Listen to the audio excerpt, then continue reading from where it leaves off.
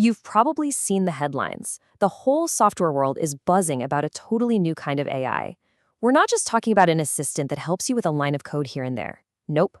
We're talking about fully autonomous AI software engineers, like Devin, that can literally join your team. The hype is off the charts, right? But what happens when these things actually get into the wild? Well, some new research put them to the test, and the results? They're pretty eye-opening. Let's get into it. So, where is all this coming from? Well, this new reality, this idea of an AI teammate, it all really boils down to one simple but game-changing question. The promise here is just huge. Think about it. We're moving way beyond tools that just pop up suggestions inside your code editor. We're talking about AI agents that you can give a task to and they'll work on it all by themselves across the entire project. And then they submit their work as a complete pull request, just like any other human on your team would. Okay, but before we get into the juicy results of this study, we've got to be super clear on the two different types of AI tools we're talking about, because they are fundamentally different beasts. Here's probably the best way to think about it. An AI assistant, like GitHub Copilot, that's your GPS. It gives you turn-by-turn directions while you're still in the driver's seat. It helps you out, but you're still doing the work. Autonomous agents, on the other hand, well, that's the self-driving car. You just give it a destination, and it figures out all the complex steps to get you there. It operates on a whole other level. All right, so with this powerful new tech on the scene, researchers set up this massive experiment. They wanted to see what actually happens when you unleash these autonomous agents on hundreds of real, live, open-source projects. And the way they designed this study was pretty smart. It was all about comparison. They wanted to figure out if these new agents had a different impact depending on whether a team was already using other AI tools or not. So they split all the projects into two main buckets. First up, you had the agent-first teams, or AF for short. These were projects that had never touched an AI coding tool before. They went straight to the new autonomous agent. And then you had the IDE-first teams, or IF. These were the folks who were already used to AI assistants, like Copilot. Now, it's really important to know that these two groups weren't exactly the same. The agent-first teams, they were generally working on smaller, less active projects.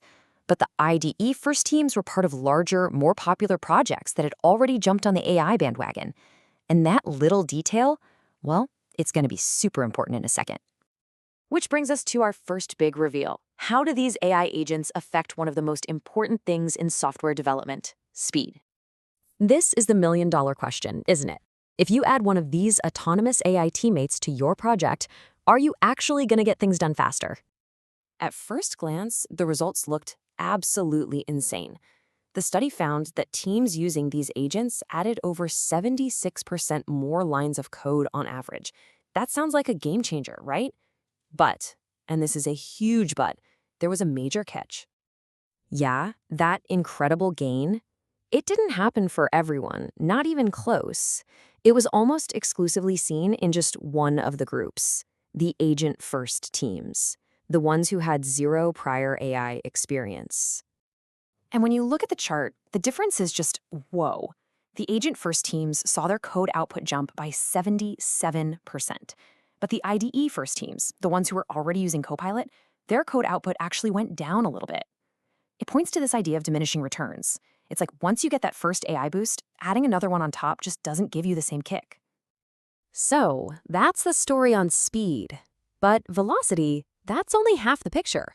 Because all that incredible acceleration came with a very real and pretty concerning hidden cost. And this is where the story gets really, really interesting. Because unlike that speed boost, which only helped one group, this next part hit everybody. And trust me, it wasn't good news. Across the board, projects that brought in these autonomous agents saw a nearly 39% increase in something called cognitive complexity. And again, look at this chart. Both groups saw a big jump here. The agent-first teams saw their complexity rise by 35%.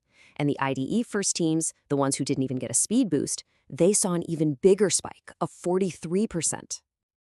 So what in the world is cognitive complexity? Well, it basically means that AI is writing code that's a real pain for humans to deal with later.